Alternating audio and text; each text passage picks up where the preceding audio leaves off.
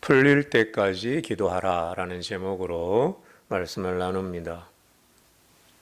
엄마와 아빠 그리고 사남매, 엄마 아빠 그리고 자녀가 내신 단란한 가정이 있었습니다. 큰아이는 15살의 딸이고 그 밑으로 세 아이는 다 남자아이입니다. 막내가 8살이에요. 큰아이는 딸로 15살, 막내는 8살입니다. 그 단란한 가정에 어느 날 상상할 수 없는 일이 벌어집니다. 비극이 찾아와요. 어떤 비극이냐면 큰아이가 7살 됐을 때, 큰아이가 7살 되었을 때 이상해서 병원에 갔다가 의사로부터 이상한 말을 듣게 됩니다. 망막색소변성증입니다.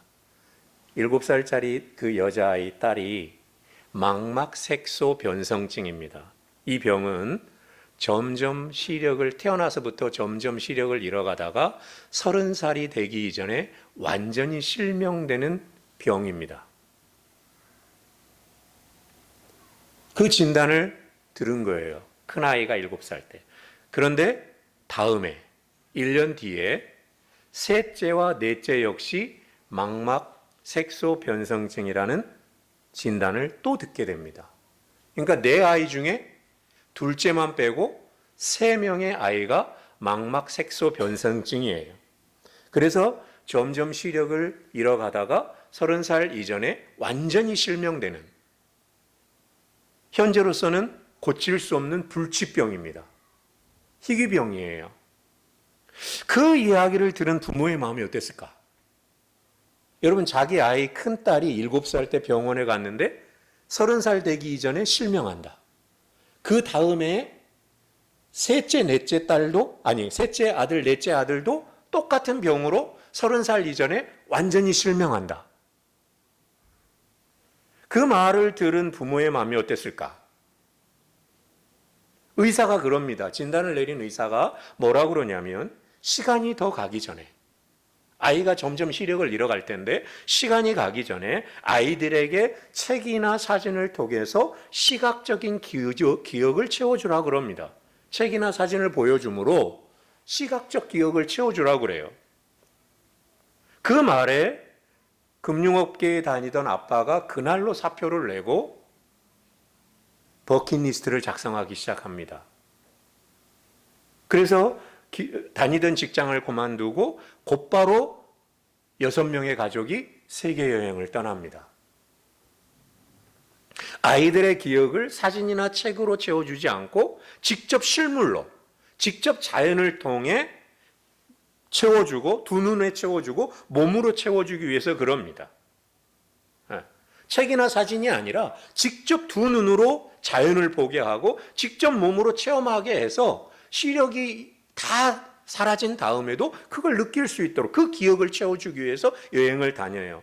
이번 주에 그 가족이 한국의 한 TV 프로그램에 나왔습니다. 이번 주에 첫 번째 방영이 됐어요. 그리고 그 가족의 다큐멘터리가 내셔널 지오그래피의 블링크라는 제목으로 방영이 됐습니다. 엄마가 인터뷰 중에 이런 말을 합니다. 엄마가 뭐라고 그러냐면 이런 말을 해요. 우리가 할 수 있는 건, 그러니까 부모죠. 우리가 할 수 있는 건 아이들의 시각적인 기억을 채우는 것뿐이었습니다.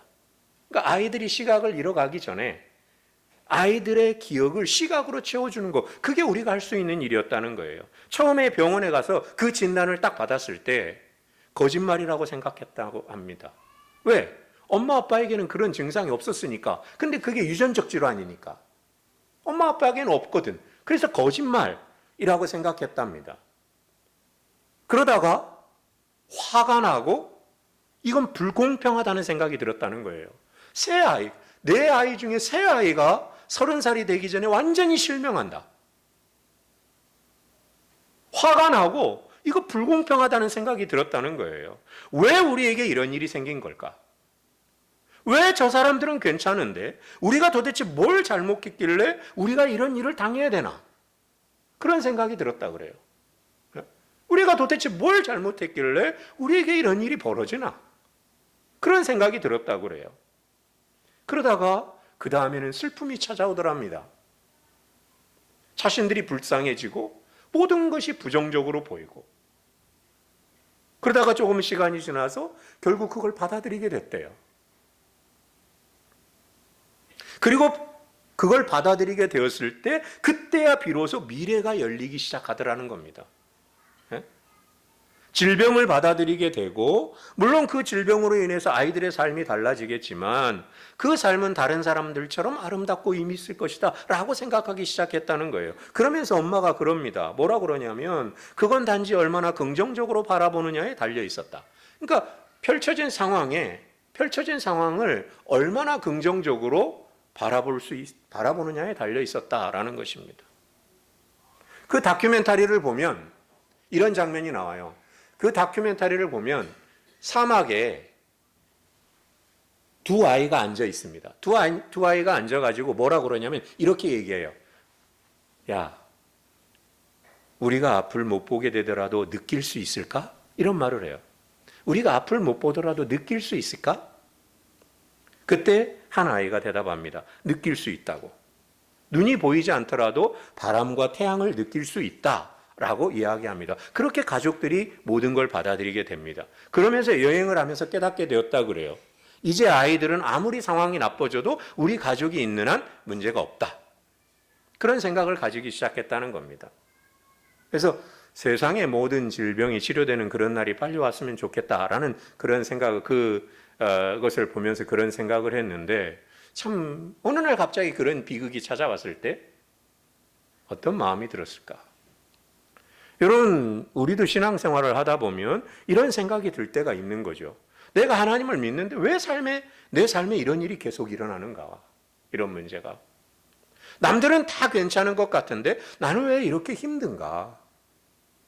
이런 생각이 들 때가 있는 거예요. 다른 사람은 다 괜찮은 것 같아. 다른 사람은 다 잘 사는 것 같은데 왜 나는 이렇게 힘든가? 이런 생각이 들 때가 있습니다. 이런저런 문제로 그런 생각이 드는 거죠. 가정 문제일 수도 있고, 자녀 문제일 수도 있고, 경제 문제일 수도 있고, 건강 때문에 그럴 수도 있고. 겉으로 볼 때는 아무 문제 없는 것 같은데 혼자 있을 때 자신도 모르는 사이에 두 눈에서 눈물이 흐르는 그런 상황들이 있다라는 겁니다. 그러다 보니까 현대인들은 미래에 대한 소망 없이 그냥 하루하루를 살아가요. 하루하루를 살아갑니다. 신앙을 가지고 있다고 하는 사람들도 마찬가지인 겁니다.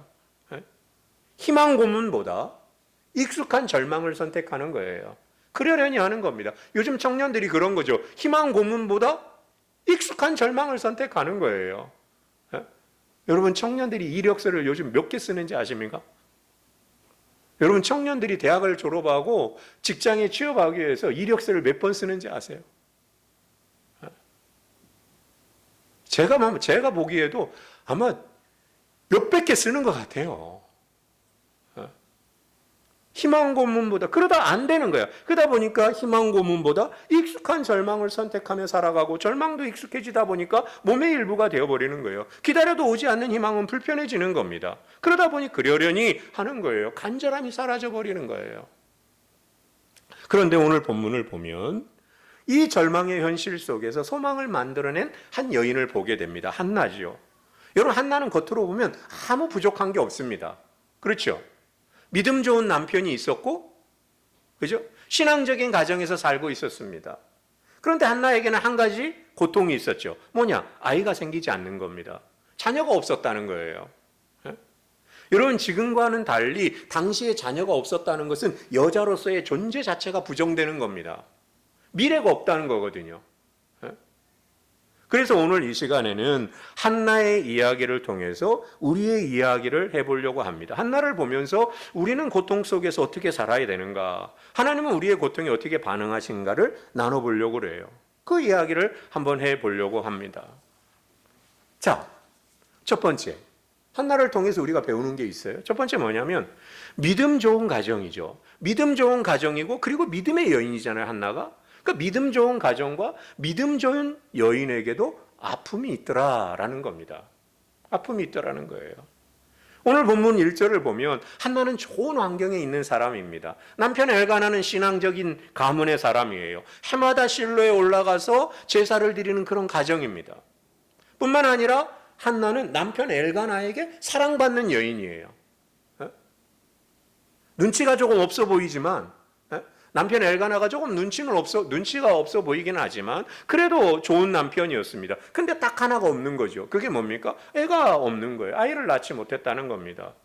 여러분, 당시 사회에서 자녀를 낳지 못한다는 건 수치입니다. 수치스러운 일이었어요. 그리고 여인의 존재 자체가 흔들리는 고통이었습니다. 5절 보시기 바랍니다. 5절. 한나에게는 갑절을 주니 이는 그를 사랑함이라. 그 다음에 그러나 여호와께서 그에게 임신하지 못하게 하시니. 여호와께서 그에게 임신하지 못하게 하시니. 여러분, 이 말이 6절에도 또 한 번 나옵니다. 그러니까 두 번 나와요. 여호와께서 그를 잉태치 못하게 하셨다. 무슨 말이냐면 태를 닫았다는 말이에요. 태를 닫았다는 말입니다. 그러니 노력한다고 되는 일이 아닙니다. 그죠? 시간이 지난다고 해결되는 것도 아니에요. 사람의 힘으로는 어떻게 할 수 없는 일이에요. 임신하지 못했다. 여러분, 저 보시면 여기서 임신이란 단어가 나오잖아요. 이 임신이라는 히브리어 단어가 자비라는 단어하고 똑같은 단어예요. 그러니까 임신하지 못했다. 하나님께서 그로 잉태치 못하게 했다는 말은 하나님께서 한나에게 자비를 베푸시지 않은 것처럼 보였다. 이런 뜻이에요. 이런 뜻입니다. 여러분, 당시에는 자녀를 많이 낳는 게 복이라고 생각했잖아요. 하나님의 복이라고. 그리고 자녀를 낳지 못하는 걸 저주받은 거라고 생각했습니다. 그러니까 한나는 자기가 잉태치 못했을 때 어떻게 생각했겠어요? 나는 하나님으로부터 저주받은 사람인가? 그런 생각이 들었을 수도 있습니다. 그렇죠? 하나님이 나에게서 자비를 거둬가신 것 같은 그런 느낌이 들었을 수도 있습니다. 근데 더 힘든 게 뭐냐? 6절입니다. 6절 보시면 여호와께서 그에게 임신하지 못하게 하심으로 그의 적수인 분인나가 그를 심히 격분하게 하여 괴롭게 하더라. 이런 겁니다. 자, 보시면 나는 정말 하나님께 버림받은 여인인가? 나는 하나님 앞에 버림받은, 하나님이 나에게서 자비를 거둬간 그런 여인인가? 그런 생각으로 그렇지 않아도 마음이 힘들고 어려운데 후처로 들어온 분인나가 자기를 괴롭히는 거예요. 괴롭히는 겁니다. 여러분, 분인나가 후처로 들어왔는데 이 분인나가 후처로 들어온 지 얼마 안 돼서 자식을 낳은 것 같아요. 자식도 여럿을 낳은 것 같아 보입니다. 본문을 보면. 그러니 그걸 보는 한나의 마음이 어떻겠어요? 자기는 아이를 못 낳는데 후처로 들어온 분인나가 자식을 여럿 낳는 거예요. 여러분, 그걸 본 한나의 마음이 얼마나 무너졌겠어요? 근데 자 보세요. 그것만으로도 마음이 무너지는데 분인나가 대놓고 무시하는 겁니다. 대놓고 무시하고 괴롭히는 거예요. 왜 괴롭혔느냐? 여러분, 왜 괴롭혔는지를 봐야 돼요. 왜 괴롭혔냐면 남편 엘가나 때문에 그런 거예요. 이 눈치 없는 엘가나 때문에 그런 겁니다. 이거예요. 분인나 자기는 아들을 낳았잖아요. 근데 한나는 자식이 없는 겁니다. 그런데 이 엘가나가 한나를 더 사랑하는 거예요. 본처인. 한나를 사랑하는 겁니다. 한나를 사랑해서 분깃을 더 많이 주니까 그 몰래 챙겨줬으면 좋았을 텐데. 그렇죠? 몰래 챙겨줬으면 좋았을 텐데. 다 보는 앞에서 챙겨주니까 쟤는 애도 못 낳는데 나는 애를 많이 낳는데 왜 쟤를 더 많이 챙겨주지? 그러니까 분인나에게 질투심이 생긴 겁니다. 그래서 한나를 괴롭히기 시작한 거예요. 오늘 본문을 보면 6절에 격분하게 하다라는 말이 나오는데 두 번이나 나오는데 이게 뭐냐면 심히 괴롭게 하고 분노하게 하다는 겁니다. 근데 영어 성경을 보면 한 번 그러고 끝난 게 아니라 계속해서 그렇게 만든 거예요. 한나를. 날마다 무시하고 괴롭히고. 여러분, 이처럼 때때로 보면 인생에 힘든 건 문제 자체가 힘든 게 아니라 사람 때문에 힘든 경우가 많아요. 사람 때문에.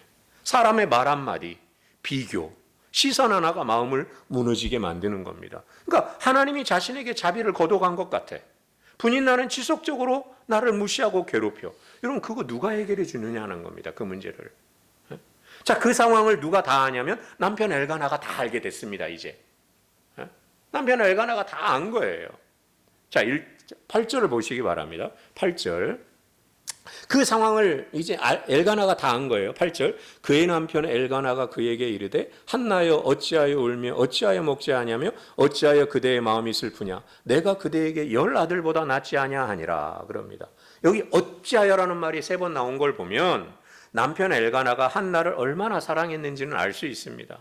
그러면서 뭐라 그래요? 내가 그대에게 10아들보다 낫지 아니하냐 이렇게 말하죠. 요즘 말로 말하면 에이, 그래도 나 있잖아 이런 말이잖아요. 그죠? 예? 내가 그대에게 10아들보다 낫지 않냐. 야, 그래도 내가 있잖아 뭐 이런 말입니다. 속도 모르고 하는 소리죠. 그죠? 속도 모르고 하는 소리입니다. 이런 거예요. 시어머니 때문에 힘들어 죽겠는데 나와서 고작 한다는 말이 에이 여보 그래도 내가 있잖아. 미치고 환장하는 말입니다. 그 말이. 그죠? 에? 시어머니 때문에 힘들어 죽겠는데 집에서 나와가지고 고작 한다는 말이 남편이 나한테 뭐라 그러냐면 에이 그래도 나 있잖아. 말이나 하지 말지. 엘가나가 지금 그런 거예요. 여러분 위로가 되나요? 그 말이? 위로가 안 됩니다. 에? 내가 그대에게 10아들보다 낫지 않냐? 속도 모르고 하는 소리예요. 위로가 안 되는 거예요. 전혀 안 되는 겁니다. 오히려 더 열받았을 수도 있어요. 한나가. 그죠? 오히려 더 열받았을 수도 있습니다. 왜? 하나님의 때를 조금 기다리지 못하고 하나님의 때를 조금 기다리지 못하고 자식을 얻겠다고 호초를 드린 거잖아. 그죠? 자식을 얻겠다고 호초를 드린 남편이 이해되면서도 원망스러웠을 수도 있어요. 그렇죠? 이상한 여자 하나 데리고 와가지고 일이 다 벌어진 다음에 고작 한다는 말이 내가 그대에게 10아들보다 낫지 않냐? 아마 한나가 미쳐버렸을 수도 있습니다. 이거 열받아가지고. 그렇죠? 그 말이 위로가 되었겠는가? 전혀 위로가 안 되었을 겁니다. 여러분 한나에게 있었던 문제 인간의 힘으로 해결된 문제 아니죠. 시간이 해결해 주는 것도 아닙니다. 오히려 시간이 흐를수록 더 힘들어지죠. 그렇죠? 마음에 한이 맺혔을 겁니다. 마음에 응어리가 맺혔을 거예요. 그렇죠? 응어리가. 여러분 우리도 그럴 수 있습니다. 여러분 우리가 신앙생활을 열심히 함에도 불구하고 얼마든지 힘든 일이 있을 수 있어요. 문제는 아까 그 아이들의 부모처럼 이 상처를 어떻게 다룰 것이냐라는 것이죠. 이 상처를 어떻게 다룰 것이냐. 이게 중요한 거죠. 그 상처를 어떻게 다루냐에 따라서 상처가 낫기도 하지만 상처가 덧나기도 하는 거예요. 덧나기도 하는 겁니다. 첫 번째, 신앙이 좋은 가정과 신앙이 좋은 연애에게도 아픔이 있을 수 있더라. 두 번째, 그 아픔과 고통을 가지고 한나가 앞으로 갑니다. 그렇죠? 한나가 앞으로 갑니다. 여러분 한나가 하나님 앞으로 나아가죠. 그리고 하나님은 그 자리에서 일을 시작하더라는 겁니다. 여러분 보세요. 한나의 고통은 자식이 없는 겁니다. 하나님이 자기에게서 자비를 거둔 것 같은 그런 괴로움이에요. 사람들로부터 받는 수치입니다. 분인날의 조롱이에요. 남편의 이해 부족입니다. 그렇죠? 한나의 고통이 영적이면서 현실적인 문제예요. 감정적인 문제입니다. 그렇죠? 여러분 우리의 삶도 그럴 때가 있습니다. 경제적인 문제로, 가정 문제로, 자녀 문제로, 그리고 여러 가지 문제로 고통스러운 상황에 놓일 때가 있어요. 기도해도 변하지 않고 하나님이 자비를 거두어 가신 것 같은 느낌이 들 때가 있죠. 여러분 그때 우리가 붙잡아야 될 진리가 있다는 겁니다. 그게 뭐냐? 뭔가 막힌 것 같은 그 상황이 끝이 아니라 하나님의 시작이 될 수 있다는 거죠. 그러니까 중요한 건 뭐냐? 문제가 있느냐 없느냐가 아니라 그 문제 앞에서 내가 어떻게 반응하느냐라는 것이죠. 7절 보시면 7절 매년 한나가 여호와의 집에 올라갈 때마다 이걸 보면 해마다 이 일이 반복된 것처럼 보여요. 아니 해마다가 아니라 그땐 더 했을 거고 제사 드리러 갈 때는 아마 날마다 분인나가 무시하고 격분하게 했을 겁니다. 그러니 흘리는 건 뭐예요? 눈물밖에 없는 거예요. 여러분 가만히 있어도 눈물이 흐릅니다. 음식을 먹어도 맛이 없는 거예요. 한나가 음식에 손대지 않거든요. 울기만 하고. 그럼 가만히 있어도 두 눈에서 눈물이 흘러요. 뭘 먹어도 맛이 없어. 먹고 싶은 것도 없어. 그게 뭡니까? 우울증이죠. 그죠? 가만히 있어도 눈물이 나고 먹고 싶어도 맛도 없고 먹어도 먹고 싶은 것도 없고 한나가 극심한 정서적 우울증에 빠질 정도로 깊은 상처를 받습니다. 눈물 없이 하루도 살 수가 없는 거예요. 여러분 우울증이라고 해도 과언이 아니죠. 여러분 그때 한나가 이 문제를 어떻게 해결하느냐. 10절 보시기 바랍니다. 10절 한나가 마음이 괴로워서 여호와께 기도하고 통곡하며 이겁니다. 마음이 괴로워요. 근데 한나가 어떻게 해요? 기도하고 통곡한다라는 겁니다. 기도하고 통곡한다. 여러분 저 보시면 이겁니다. 한나가 체념하지도 않습니다. 자학하지도 않아요. 나는 항상 그래. 되는 일이 없어. 그렇게 자학하지도 않고 남을 원망하지도 않습니다. 복수하지도 않아요. 그럼 한나가 어떻게 하느냐? 하나님 앞에 그냥 나가요. 하나님 앞에 나가서 자기의 괴로운 마음을, 깨어진 마음을 그대로 내놓습니다. 그대로 내놓아요. 여러분 사실 있잖아요. 저 보시면 이겁니다. 한나의 마음이 완전히 무너진 상태잖아요. 가만히 있어도 눈물이 나고 먹어도 맛이 없고. 여러분 사실 그 정도 되면요 기도도 안 나옵니다. 그 정도 되면요 교회 가고 싶은 생각도 안 들어요. 근데 여러분 잘 보세요. 한나가 하나님의 전으로 나옵니다. 하나님의 성소로 나와요. 여러분 근데 아세요? 구약 성경에서 유일하게 하나님의 성소를 찾은 여자가 한나입니다. 구약 성경에서 하나님의 성소를 찾은 유일한 여인이 하나 있는데 그게 한나예요. 그래서 한나가 깨어진 마음을 가지고 사람에게 가지 않아요. 남편 엘가나도 필요 없습니다. 필요 없다기보다 위로가 안 되는 거죠, 남편이. 내가 그대에게 10아들보다 낫지 않니? 뭐 이런 엉뚱한 소리를 하고 있고. 이해되지만 위로가 안 되는 거죠. 그래서 절박한 마음을 가지고 하나님 앞에 나가서 그대로 쏟아놓습니다. 흐느껴 울며 애원해요. 애원합니다. 심지어 하나님 아들을 주시면 내가 아들을 하나님께 드리겠다고 소원까지 하면서 기도합니다. 얼마나 간절한지를 알 수 있는 거죠. 그 다음 12절 보시면 12절 그가 여호와 앞에 오래 기도하는 동안에 엘리가 그의 입을 주목한즉 오래 기도했다 그래요. 끈질기게 기도했다는 겁니다. 눈이 와가지고 하도 많이 와서 눈이 폭삭 주저앉는 것처럼 만큼 기도했다는 거죠. 언제까지? 풀릴 때까지 기도했다는 겁니다. 풀릴 때까지 기도했다. 여러분 그리고 한나의 기도가 얼마나 간절했는지 입술만 움직이고 소리가 나지 않은 거예요. 여러분 한번 보세요. 입술은 움직이는데 소리가 나지 않더라. 너무 마음이 아프니까 소리가 안 나오는 겁니다.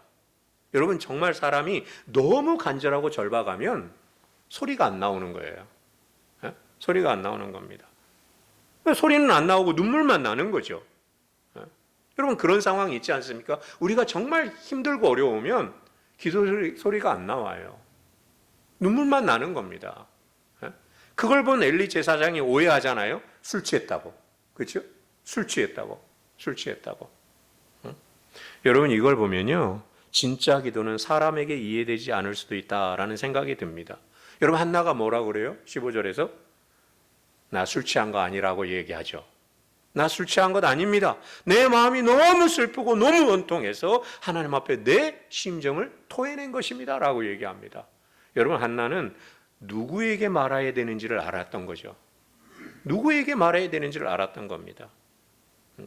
문제를 가지고 하나님 앞으로 나가요. 마지막 세 번째, 하나님은 한나를 생각하시고 한나의 기도에 응답합니다. 자, 저를 보시면 이겁니다.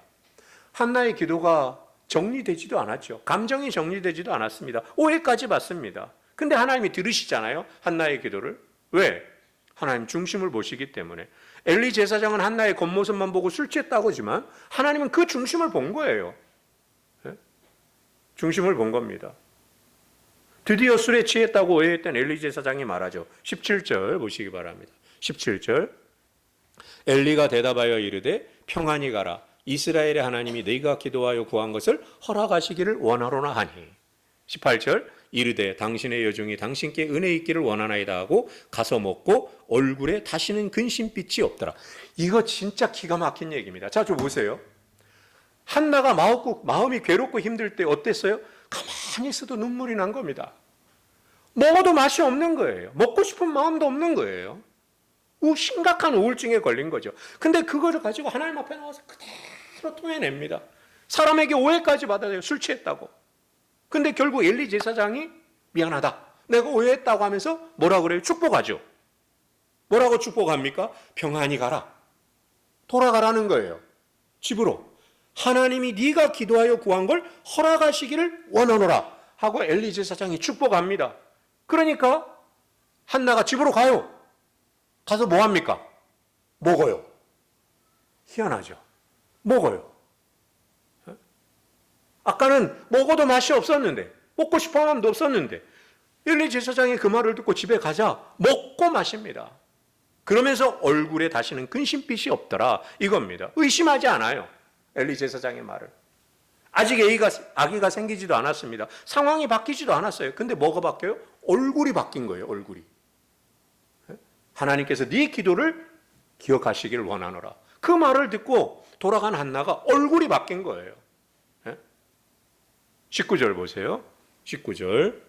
그들이 아침에 일찍이 일어나 여호와 앞에 경배하고 돌아가 집으로 간 거죠. 라마의 자기 집에 이르니라. 엘가나가 그의 아내 한나와 동침하며 여호와께서 그를 생각하신지라 그랬습니다. 자, 저를 보시면 여기서 여호와께서 그를 생각하신지라라고 할 때 이 생각하신지라가 무슨 말이냐면 기억하시고 행동하셨다라는 말입니다. 기억하시고 행동하셨다. 때가 되자 하나님이 그 기도를 잊지 않으시고 하나님이 행동하셨다는 겁니다. 이런 은혜가 오늘 우리에게 있기를 소망합니다. 하나님이 우리를 생각하여 주시기를 원하는 거죠. 하나님이 우리를 생각하여 주시기를. 여러분, 하나님이 생각하시면 새로운 가능성이 열리는 거예요. 여러분, 성경을 읽다 보면 이런 말이 나옵니다. 하나님이 노아를 생각하시고 하나님이 아브라함을 생각하시고 이런 말씀이 나와요. 하나님이 개입하시면 모든 것이 바뀌는 것이죠. 희망이 없던 한나에게 미래가 열리는 겁니다. 하나님이 생각하심으로. 20절입니다. 한나가 임신하고 때가 이름에 아들을 낳아 사무엘이라 이름하였으니 이는 내가 여호와께 그를 구하였다 함이로라. 한나가 아이를 낳고 이름을 사무엘이라 지어요. 하나님께 구하여 얻었다라는 뜻입니다. 여러분, 사무엘이 누군지는 설명하지 않아도 됩니다. 사사기의 암흑 시기를 끝내고 다윗의 왕을 연결해주는 가교 역할을 한 인물이죠. 위대한 인물입니다. 하나님이 그런 자녀를 주신 거예요. 한나가 생각지도 못한, 한나가 상상하지도 못한 자식을 한나에게 선물로 준 겁니다. 여러분, 말씀을 마칩니다. 오늘 말씀을 정리하면서 우리 삶에 적용해 보는 거예요. 어떻게 적용할 수 있는가? 첫 번째, 믿음이 있는 사람에게도 문제가 있을 수 있다. 그거 인정하자는 거예요. 그거 부정하면 안 됩니다. 문제가 있을 수 있어요. 가만히 있어도 눈물이 이르고 먹어도 맛이 없고 한숨만 나오는 그런 상황들이 있을 수 있다. 그거 인정하자는 거예요. 첫 번째. 두 번째, 문제는 그때 그 문제에 어떻게 반응할 거냐는 거죠. 한나는 누구에게 말해야 될지를 알았다는 겁니다. 하나님 앞에 나아가서 그대로 기도하고 통곡한 겁니다. 언제까지? 풀어질 때까지. 마지막 세 번째, 기도했다면 응답이 오기 전이라도 아멘 하는 겁니다. 그죠? 의심하지 않고 하나님을 신뢰하는 거예요. 왜? 하나님은 반드시 기억하시고 행동하시는 분이기 때문에. 한나가 보여준 것입니다. 하나님께서 한나를 생각해 주신 것처럼 우리를 생각하여 주실 줄 믿습니다. 한나 인생에 사무엘을 주심으로 위로하신 것처럼 우리를 위로해 주실 줄 믿습니다. 이런 기도가 우리에게 있기를 원합니다. 우리가 기도하면 그 기도의 자리가 하나님과 함께 시작하는 자리입니다. 그 기도의 자리가 나와서 그 기도의 자리에 앉아서 기도하고 통곡하는 거예요. 그러면 하나님께서 우리의 작은 신음에도 귀를 기울여 주시고 우리 마음속에 있는 한과 응어리를 풀어주실 줄 믿습니다. 그런 은혜가 우리와 우리 모든 가정에 있기를 주의 이름으로 축복합니다. 우리 다 같이 찬양하고 기도하겠습니다.